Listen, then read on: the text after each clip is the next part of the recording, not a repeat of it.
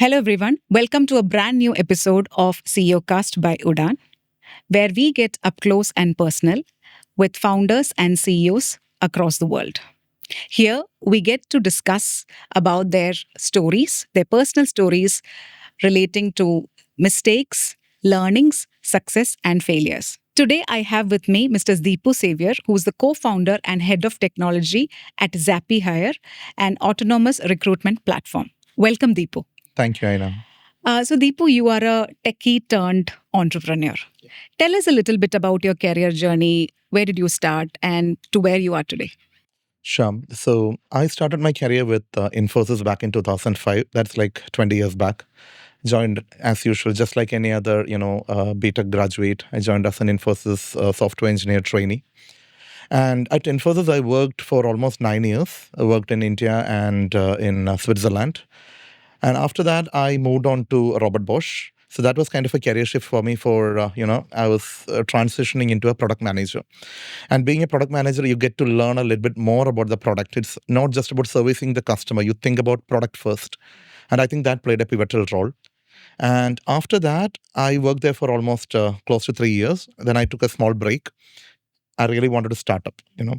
But unfortunately or fortunately, I would say it didn't happen. Fortunately, because I was not ready practically. I just wanted to be an entrepreneur, but I don't think I had the meat in me at that time. Uh, Unfortunately, because I think it's always good to start up as early as possible. So that's the fact behind that. But end of the day, that journey as a product manager helped me think about product first and groom myself as a professional. After that, I moved to Oracle as the principal product manager of the Java language. And I would say that was one of the turning points for me because, I got to learn a lot about a world-class product where we had any change in the product which is going to impact billions of devices, millions of developers. So as a product manager of the Java language, I was able to, talk in various forums, from a communication standpoint, from a branding standpoint, from a network standpoint. I would say it contributed a lot. So that was how my professional journey was spanning from Infosys to Robert Bosch to Oracle. And after that, that was a time when I thought, okay, now I think I should take a decision. I spoke to my co-founder, Jyotis, who was my colleague at Infosys. He was my roommate while I was in Zurich. Then we decided that we should take a decision. And I think it was just in a couple of days that we took the final decision that let's put down the paper. And that is how we started Zappy Hire. Okay. Wonderful. So I understand that you worked in Zurich for some time while you were. So it's very difficult for people to come back. When you have a very comfortable life, especially in Europe, and we see a lot of a lot of professionals wanting to migrate to Europe and other countries. So what was that experience like? Was it challenging for you to take that decision and come back? Tell us a little bit about that. Yeah. So so while at Infosys, I happened to be a part of this program called Economic Times Young Leader, which was, I would say, an eye-opening thing for me because during the course of that initiative, I was interviewed by a CEO panel, and one of them was Vineet Nair of HCL Technologies. Okay. So during this discussion, I think he gave a lot of insights, like how should a person think, and his basic philosophy of having a clarity in terms of what you want to be, that is point B, and what you are, that is point A, and what are the different points that you need to fulfill to reach the point B. And during that discussion, I don't know, I mean, by mistake or what I said that I want to be an entrepreneur, then he started grilling me literally. What do you have it in you? Why do you want to be an entrepreneur? Are you doing something about it? Did you do anything to be an entrepreneur in the past 5 years? And none of which I have an answer to. But then I think it was kind of a moral obligation that I told to a CEO that I want to be an entrepreneur, Okay. but I haven't done anything about it. Oh, wow. Okay. I think that was in 2012 while I was in Zurich. I traveled down to Delhi for this interview in Gurgaon in his office. And I think that that's why I said, I mean, it was not intentional that I told that I want to be a, entrepreneur. But since I told it to a person of his stature, I had to do justice. So then I started thinking, I mean, what should I do to be, and things like that. And then this thought was always there. And then after getting listed in the ETYL in 2012, I happened to, meet Chris Gopalakrishnan and Shibilal, who was heading Infosys at that time. And they asked this question: do you really want to be here, or do you want to come back to Bangalore and contribute to the organization in a more effective manner? And I think that hit me hard. I thought that, okay, now maybe that's the right time. I went to my manager, though it was a very tough decision because life in Zurich is a real comfort. It's a postcard city. And then I think, I don't know, I mean, what happened? I just went and said, yeah, I want to go back. And they were also quite supportive because the aspiration was high. I mean, but I don't know what was in stock for me. I knew that, I mean, I was going to get a big toll on the monthly take home because the salary is not comparable. But, that was the entrepreneurial bug, I would say, because once you have it, it's very difficult to, constrain yourself. Mm-hmm. Then I think I discussed with my wife, and she was also with me at that time. She had taken a sabbatical for 6 months. She was in Zurich at that time. And then we took a decision that, okay, let's go back to Bangalore. And I came back to Bangalore. It was not an easy decision, but since there was something positive on the other side, you wanted to do something different, I was ready to take a hit on all those things, and because that was what I wanted to do. Otherwise, end of the day, you'll always, complain to yourself that had I did or had I started a startup, I would have been running a unicorn. It may happen, it may not happen, but at least you don't have the prick of conscience that I didn't do what I wanted to do. Yeah, it's So I just took a basically you're decision. minimizing the regret. Yeah, I mean, I don't regret. It was a well thought through decision, and I'm happy with the decision. So Zappy High started in 2013, right? 2018. 2018. Okay. So from 2018 to 2025, what do you think was the most challenging, maybe most challenging decision that you had to make, or most toughest decision that you had? So, yeah, I mean, so the thing is that as a startup founder, you always have this tendency of saying yes to every customer. Right, you tend to, like any customer or any prospect who comes and says that, can you make this feature? I want to be your customer, or you go to them. You say yes to every single one. I mean, you don't think about the product market fit. You don't think about the ideal customer persona. So you try to accrue as much as customers as possible, right? So it was difficult to say, no, this is not our customer. And that's a lesson learned the hard way. So we initially were in a situation like we always used to say, any customer or prospect who comes our way, we say, let's take them. We'll adapt the product accordingly. But I think as a SaaS platform, that was, that is a bad thing or the worst thing to do. So I would say one of the tough decisions over the last 6 to 7 years was to say no to a prospect who says that, can we use this platform for doing XYZ? So that took a little bit of, courage to say, no, we don't cater to your use case. You will have to stick to something more standard than, customizing it for exactly, every because customer. then only you can scale. Otherwise, you will always go proportional. You will never go exponential. So a customer comes and says that, can you make this change? You say yes. Next customer will come and ask for something else. So you have to say no so that you can define what is a PMF or a product market fit. Because your product is not fit for every customer. And that's the truth. Deepu, this is very interesting because as an entrepreneur, I want everyone, right? I don't want to disappoint any customer.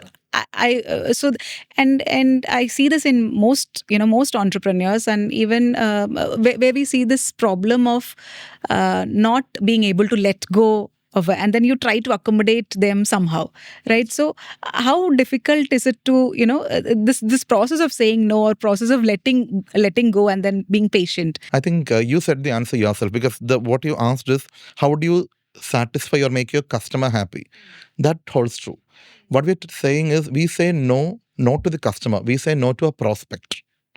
The moment, so that's where the identifying what a customer is. As a product, you are not going to serve every single person on the globe, right? So ideal customer persona is the most critical thing. If you feel that is your customer, you have to make them happy.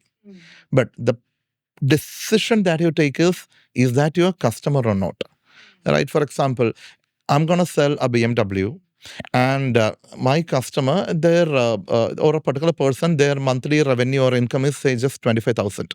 You're not talking about a customer. You're talking about a person who wants to own a BMW. Right? Now, the moment you understand that, okay, I'm looking for somebody who is earning minimum, say, 1 to 2 lakhs per month as a customer of BMW, then it makes sense. Right? So the point here is that don't try to make everyone happy. Try to make your customer happy. Yeah. No, absolutely, absolutely. Because we see a lot of, when you are stuck in the loop of making customers happy or making clients happy, and typically I feel that this is a problem within this region also, where if it's too demanding customer, you try to spread yourself too thin, or you try to stretch yourself to make them happy. So. How do you sort of handle this demanding customer? So what would you advise to entrepreneurs, where they say that, okay, there is a demanding customer, but then I'm not sure how to handle them, because there's always a fear, fear of losing. How do I overcome that fear? I would draw a parallel, again, going back to my Economic Times Young Leader Times, Vineet Nair, he had authored a book called Employees First, Customers Second. So his philosophy was total upside down, in the sense that he always says that give priority to your employees and your customers will naturally be happy. Similarly, when it comes to product or a SaaS product, you have to think whether it's a customer or the product first. The moment you think customer first, you're talking about a service organization, which is true. But the moment you say product first and customer second, the product will take care of your customer. So I think that is the mantra that we've always been trying to follow. We always give importance to the product. And what is a product? Product is something which is solving the problem, a pain point. And what is a customer? Somebody with a pain point. So you're not going after every single random person on the earth and say, what is your problem? What's your pain point? Let me solve it. No. We identify a problem space. We are solving it in the most standardized format. And then we are selling that solution to a customer.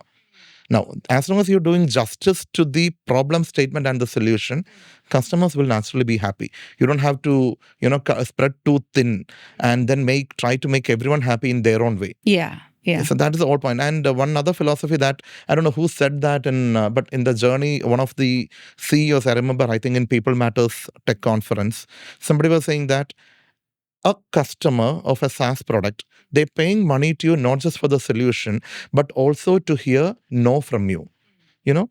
You are paid to say no, that, hey, sir, this is not the way it has to be done. The industry is in a different dimension. This is how the standard way of doing it, and we are doing it for other people. And then most of the customers say that, yeah, that makes sense. So that no is also you're being paid for that. Correct. I think that also matters. Yeah, sure. So for someone to start something new in the tech space, because we see a lot of products getting discovered, innovated every day. So but I stand confused as a young entrepreneur. I stand confused of what to do, or where to invest my time and money in. So as someone who wants to start something in the tech space, whether it's a product, where do I start? How do I identify a problem, and how do I check whether there is a product market fit?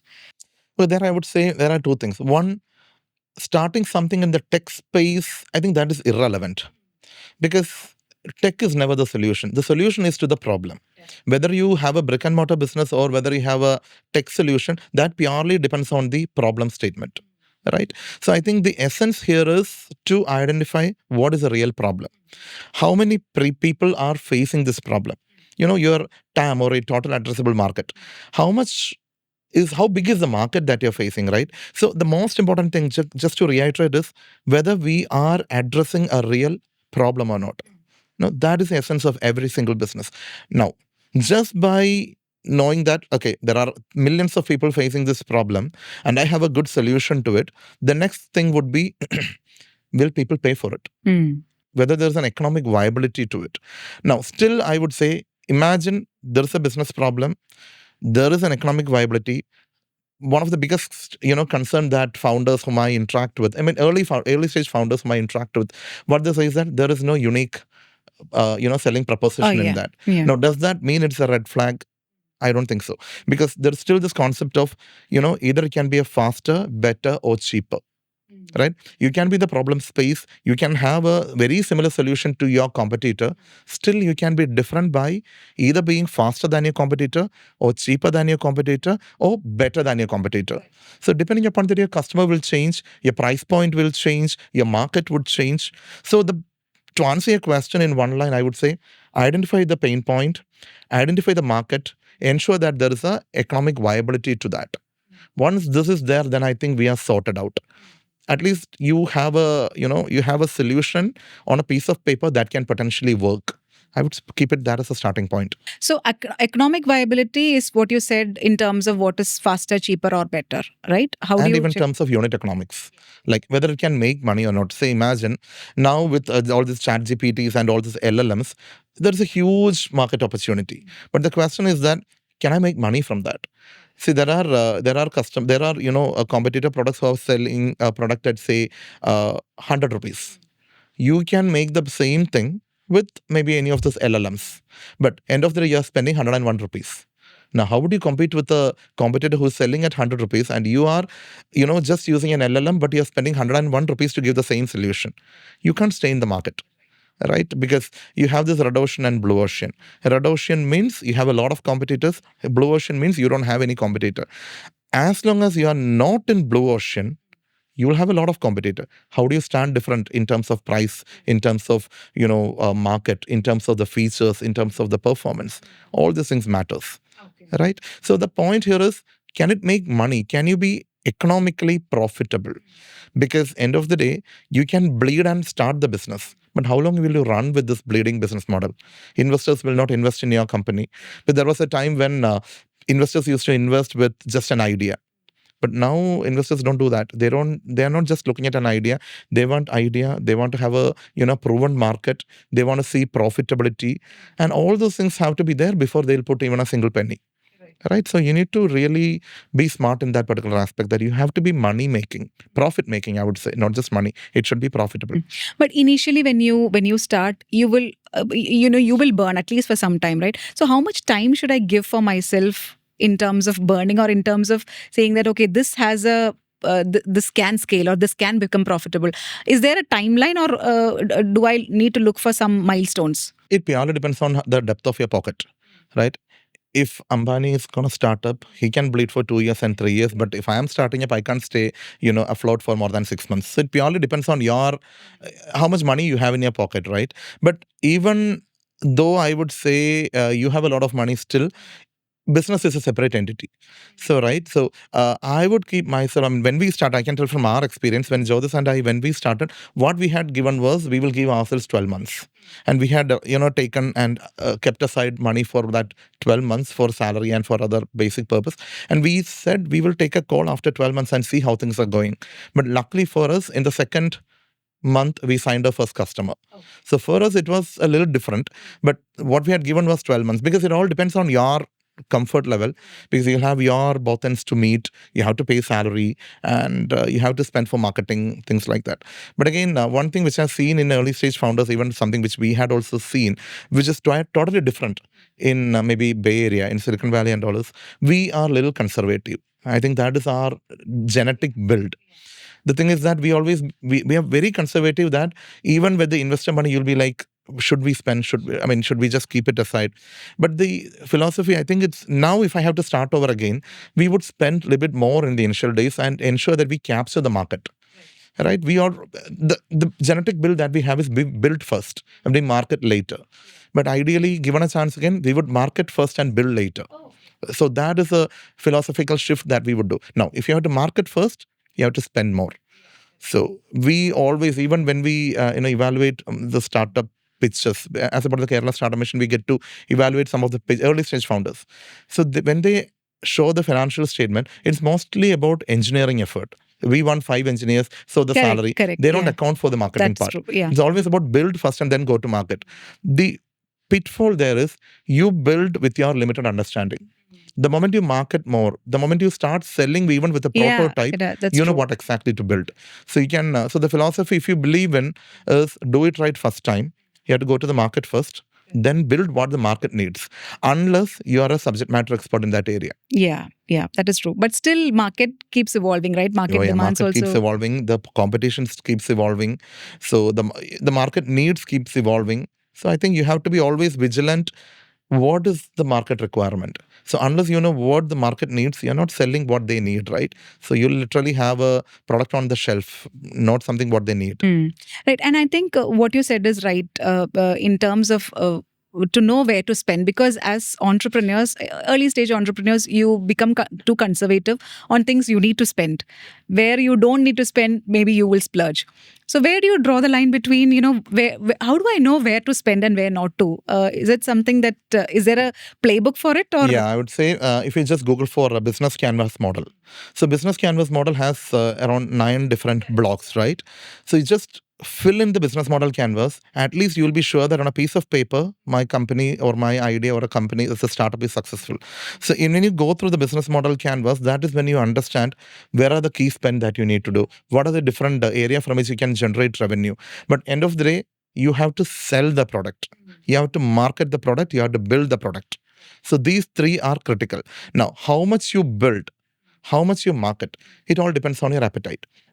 Now, if you look at product market fit, you should not build 100% your product. You should build whatever is required for your minimal market viable product. So whatever is bare minimum required, go with that into the market and spend only for that. Marketing, again, you can't market for the market which you can't cater to. Yeah.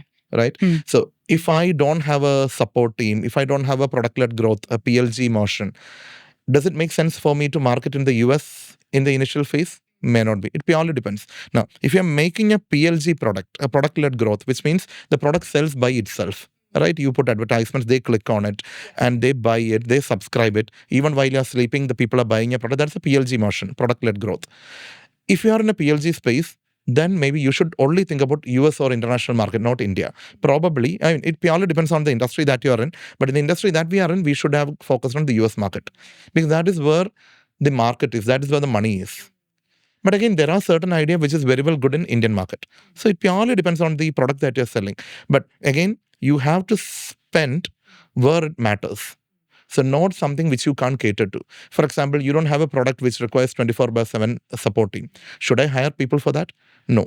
I have just 10 people in my team. Should I hire a HR resource? May not be. I can do it myself. Right. So what matters is spend only for what is really required.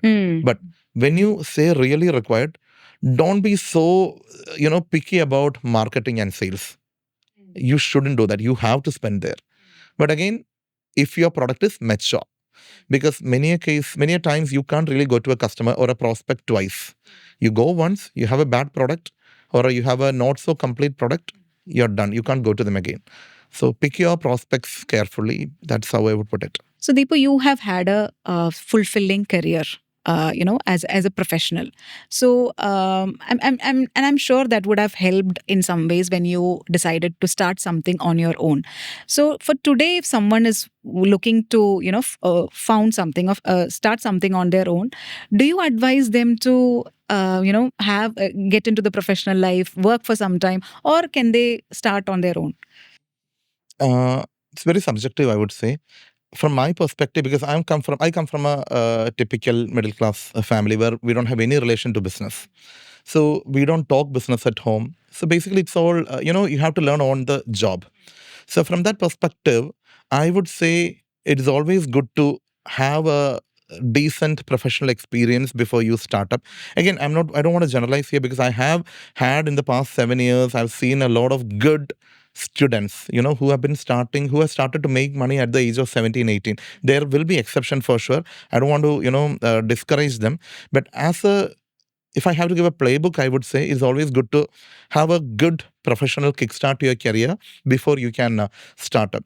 The simple reason being, when you are in a professional space, you'll understand how your seniors are performing, how they are interacting with the customers, what are the pitfalls of behaving a certain way in an environment. Because end of the day, as an entrepreneur, you will be in an environment with a lot of professionals, right? So you yourself should have gone through a journey as a professional if you have to manage them successfully. That's my personal take. So from that perspective, I would say for me, being in a professional space as an employee helped me a lot when we started this journey. So what do you think, if I ask you to point out 3 takeaways or 3 lessons that you learned from your professional life that you have applied in your journey as an entrepreneur, what would that be? Tricky question. I wouldn't limit in 3 because there was many, but The top three would be: one is the learning agility. And that is something which I believe that I was able to do while I was working with my previous organizations. And that is something which we consider and give a lot of weightage when we are hiring our team members also. It doesn't matter how much you know today. What matters is how much they can learn, because the industry is so quick and, the dynamics is too different that you have to learn things quickly. So learning agility would be one. The second one would be, accountability and ownership. Because nowadays what happens is that people are willing to do what has been asked to be done. But what we need is people who own up that space. If there is a problem, they say, okay, I know the problem, let me try to solve it. Rather than just, raising the problem, we want people to solve the problem. Take that ownership and solve it. Rather than they come to the management, say that, I have a problem, I see this problem, do you want to solve it? Rather than that, if they had come and said, I see this is a problem, I think we can solve it like this. That's a big difference. And to take an example also, again, coming back to Vineet Nair of HCL Technologies.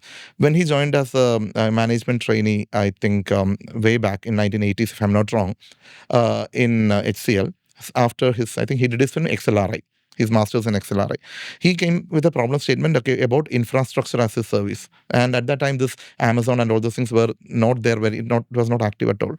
So he came up with a solution, and he owned up that problem space. He ensured that he kicked off that service wing. And by the time in mid 1990s or late 1990s, I think, it was a $4 billion vertical of HCL. An idea as a management trainee came all the way till that. And then he became the CEO of that company. So that is the power of intrapreneurship. Like, he was an intrapreneur. So I think that is the crucial item. Right. So the second one is owning up that space, that passion and commitment along with learning agility. And the third one is communication.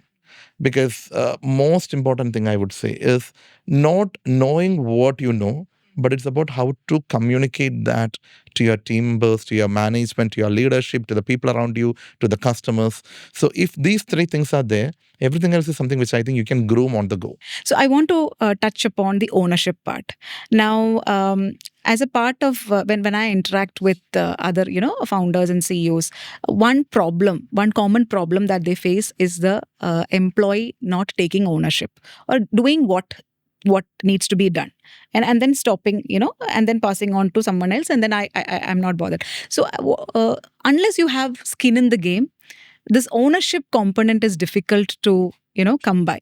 So and especially, do you think that is a problem as a as someone who is managing people, and managing people own things? How do you manage this challenge of people owning up and making sure that people really have the ownership to do things?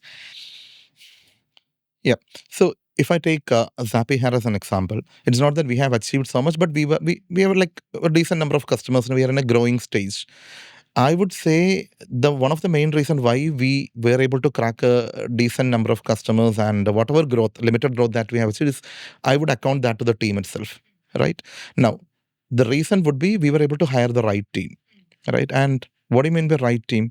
People who own the problem, people who are accountable, and because you can't have a founder-led product growth always. You have to have the right team, and that is something which we always ensure that when we hire, or when they choose us as an employer, we ensure that there is a lot of discussion that goes on to find what is their passion. Again, it's all about alignment.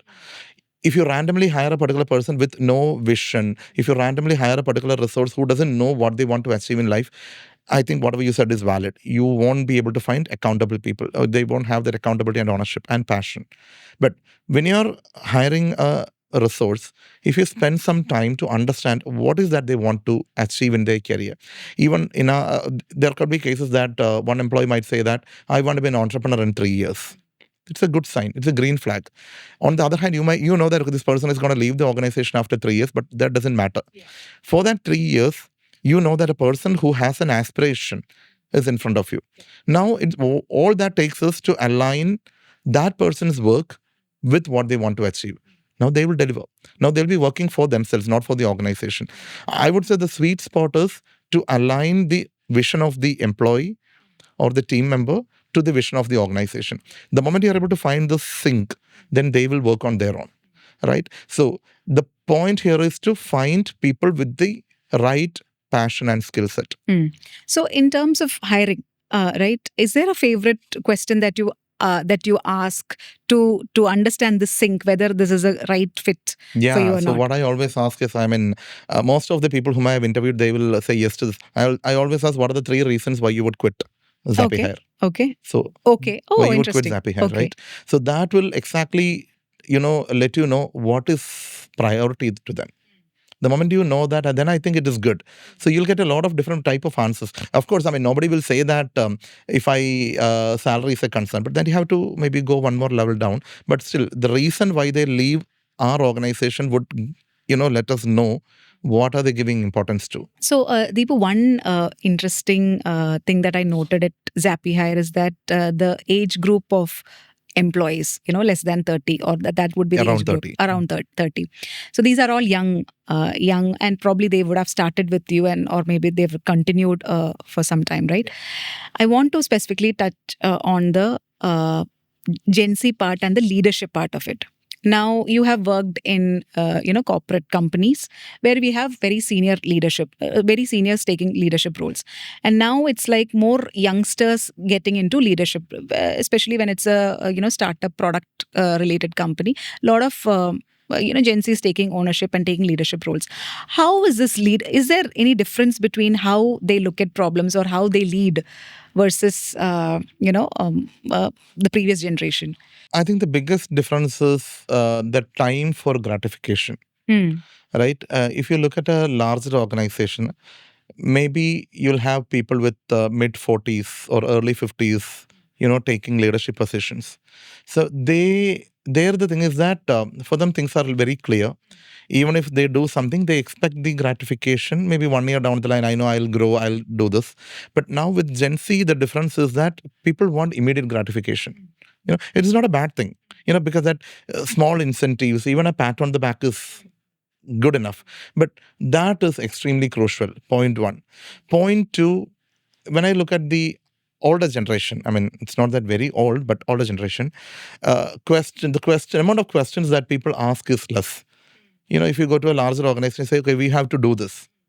Okay, let's do it. But here with Gen Z, you have to explain why we are doing it. That is extremely important because they need to know the rationale behind putting this extra effort, because there are times when people have to slog a little bit and deliver by working in a little difficult timeline and strict timelines. But you have to give them the reason why are we doing it, and the moment you're able to convince this is the problem that we are solving and this is what we are expecting of you, we don't have anybody else to do it, and you have to solve this problem, the moment they understand that, then they will be with you. Talking about Gen Zs again, I think their motivations to stay within an organization, also the reasons to quit organizations are also different, right? So, what do you think are some of the things that will motivate them to stay for a long term? See, I would say the tenure within an organization, rather than the number of years, I would say we should measure based on the impact that they have created. A person staying with an organization for quite a long time and contributing less versus a person who is staying only for 2 years but contributing heavily, it's totally different. I think that is more important. So let's not, because now the philosophy is different. People want to create impact. Now it should be measured in the line of how much impact are they creating rather than how many years they're staying. Because in Zapier, if I look at it, people who are staying more, they have contributed also. If they haven't contributed, they would have left by now. Right. So I wouldn't say, okay, somebody is staying for 5 years, 6 years, 7 years. It's not, personally, I don't measure that with the number of years. It's about the impact that they have created. Now, if I look at our organization, every single person who has stayed with us for a long time, they have created equally impact also. They were impactful in their term. And that's the reason why they're staying with the organization. Right. The philosophy we always believe in is you give them so much of opportunity for the resource to, grow and contribute. Give them so much opportunity that they will be hired by anybody, but they should not feel like moving out. You Hmm. treat them like that. Yeah. So that Yeah. I think is more important. Yeah. In terms of motivation, also, I think that is the response. That is the right answer. Yeah, give them opportunity to create impact. Now, you give them opportunity to create impact, and then if still they are not staying, I always say that there are three things when a person should quit. One, if the work environment is toxic. Two, if they don't find enough growth opportunity. Three, if they are not able to sustain with the salary that they're getting. And you had a discussion with the management, and they are also not in a position to give that much salary. These three positions, I would say, we recommend. I mean, I think you should start looking for a new job, to be very frank. So that's how we look at it. So, product management is a very aspirational career. It was like that, and it is like that still, right? So, if I want to build my career as a product manager, or if I'm someone, I have no background within product. In the product space, I'm starting as a developer or maybe a business analyst, and then I want to move to a product management career. Where should I start, and what should I do to get into that? That's an interesting question, because last week I had a discussion with one person. That person is a fresher.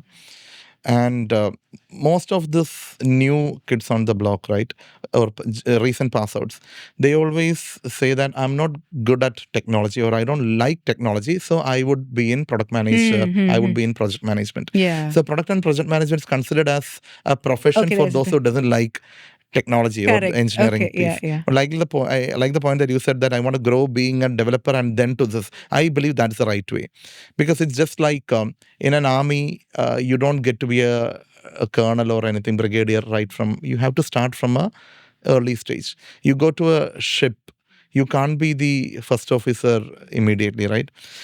I think it's only this IT field where you aspire to be a product manager and project manager right from day one, right?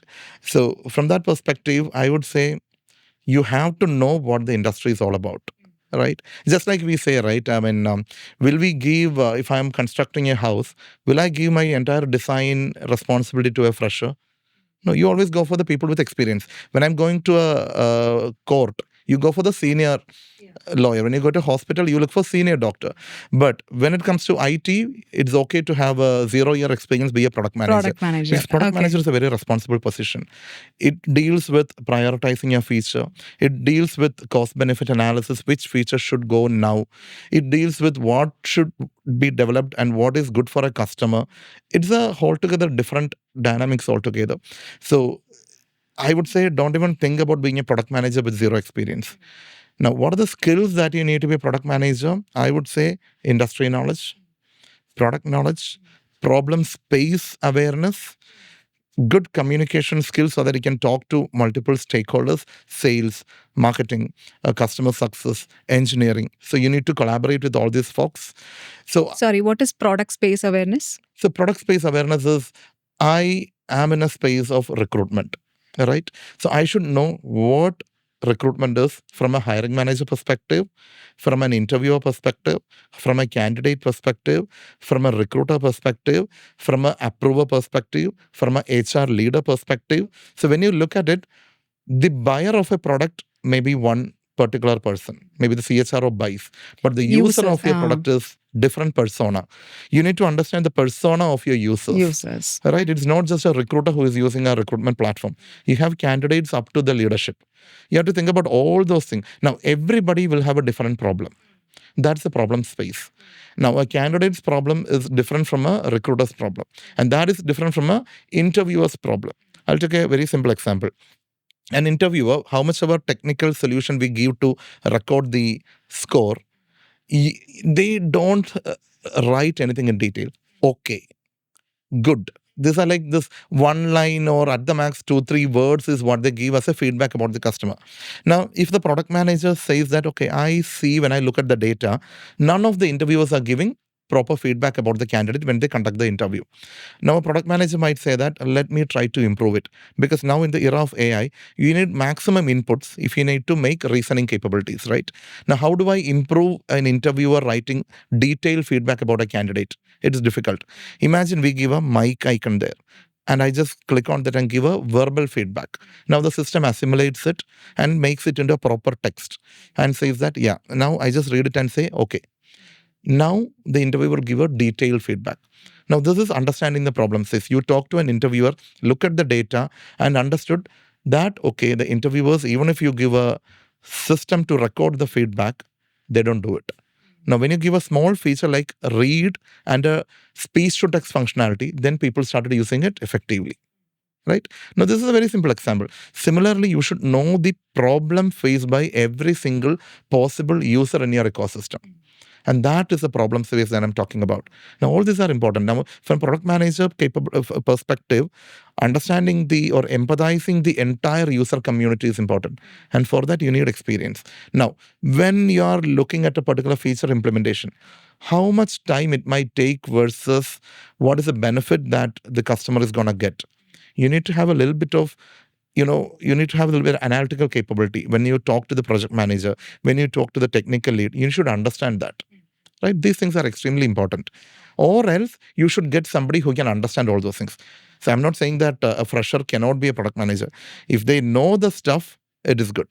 But otherwise, you start by understanding the domain, and slowly, with around at least 3 to 4 years experience, you turn to the product manager space. So, okay, Deepu, one final question to you. As an entrepreneur, as an early stage entrepreneur, what do you think are the 3 mistakes that I should avoid doing? And what are the 3 things that I should definitely get right?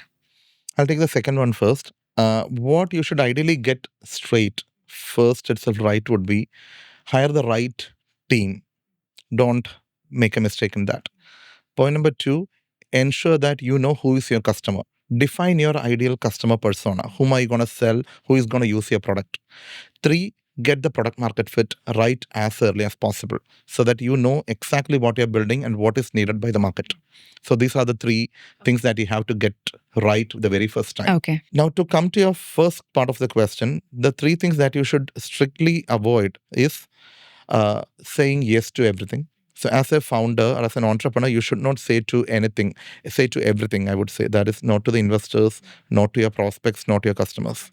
The second one would be to not develop things. I mean, don't engineer first. Look at the market, what do they need, and then engineer. Mm-hmm. And the third one will be the cash flow. Like, don't spend too much in the early stage. Spend for what is actually required. If you feel marketing is what you require, spend there, but don't overspend. Just ensure that you can maintain the cash flow, because many a times brilliant ideas, they shut down because they're not able to maintain the cash flow. Mm-hmm. So these are the 3 things. Okay. Something from my experience, all right. So there was this person who came to me. I mean, I happened to have multiple discussions with him, and this guy was an aspiring entrepreneur, but he's a middle-aged man. And apparently, there was a personal problem that he faced, that he was traveling cross-border, and he found that clean toilets, restrooms was difficult to find. So his wife and he discussed that, and they found this is a valid problem. And I really appreciate the fact that this guy saw that as a problem. He wanted to solve it. They went to the to the point that they spent a lot of money and they developed a product. But the biggest mistake that they did is they didn't evaluate the market. They didn't look at the economic viability. They didn't look at how much profit that they can make. And in end of the day, they made a product without market study. Now, what happened is that finally, when they had tried to onboard customers, they were not willing, just for a restroom lookup. Why should I list my restaurant? Mm-hmm. So then there might be users, but there were no buyers for this. Correct. Who is going to pay for such a thing, right? So this is a classic example of not looking at the market, not evaluating the market, not looking at the economic viability of the idea before spending money into development. So this is something which I think as early stage founders, you always have to look at and pivot. The moment you feel this is not going ahead. Don't get emotionally attached to the idea. Pivot and take a decision that I'm going to do something else. To the problem also, Yeah, right? of course, yes, because Okay. it's you as an entrepreneur, you're always emotionally connected to the idea, and it has happened to us also that we knew that certain competitors exist in the market. So when we Google to find the competitor, we avoid certain keywords because we don't want to see that there are competitors in the market. Yeah. So you get so emotionally connected. So knowing your competitor is important, and studying the market extremely important. Thank you so much, Deepu, for agreeing to do this. And this session has been extremely insightful, informative, and interesting at the same time. We got to learn a lot about product management, product market fit, business canvas model, and many more things, which I'm sure the audience will enjoy. So thank you so much for having. Thank you, Aina, for having me as well. Thank you.